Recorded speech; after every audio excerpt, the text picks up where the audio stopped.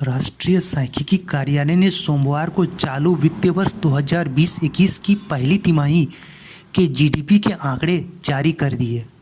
GDP वृद्धि दर -23.9 रही, जो पिछले 40 वर्ष में सबसे खराब वृद्धि दर है। पिछले वर्ष 2019-20 में यह 3.1% थी।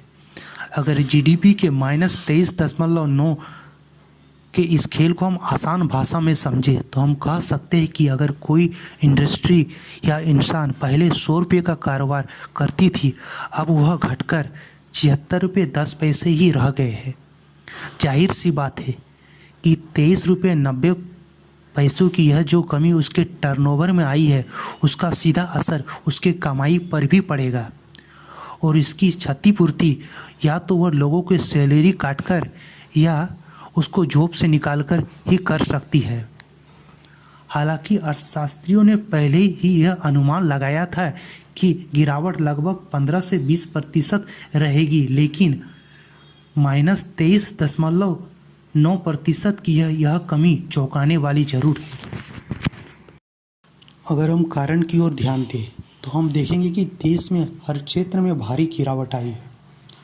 अगर हम पर्यटन उद्योग की ओर देखें तो हम देखेंगे कि यह उद्योग लगभग बंद सा पड़ा हुआ है। अंतर्राष्ट्रीय विमानों का आवागमन ना के बराबर है।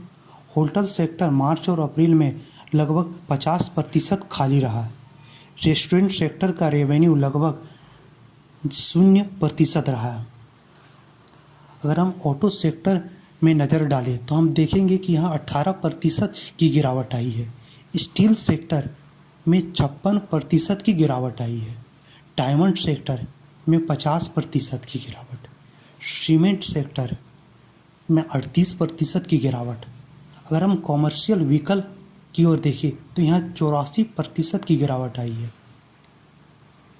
भारत की सबसे बड़ी नियोक्ता अगर इंडियन रेलवे की ओर हम ध्यान दें तो हम देखेंगे कि ट्रेनों का आवागमन 99.5% कम हुआ है, यानी लोगों का आवागमन मात्र 0.5% रहा है।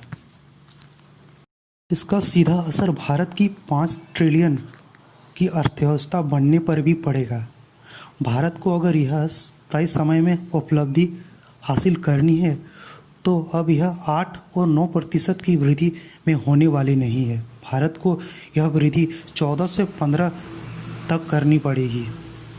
हालांकि मार्च और अप्रैल में जो बेरोजगारी की संख्या 12 करोड़ थी, अब वो बेरोजगारों की संख्या घटकर लगभग 1 करोड़ हो गई है और हम आने वाले समय में यह देख सकते हैं कि सरकार द्वारा एक और राहत पैकेज का ऐलान हो सकता है और भारत की जीडीपी में वृद्धि हम यह आने वाले समय में देख सकते हैं।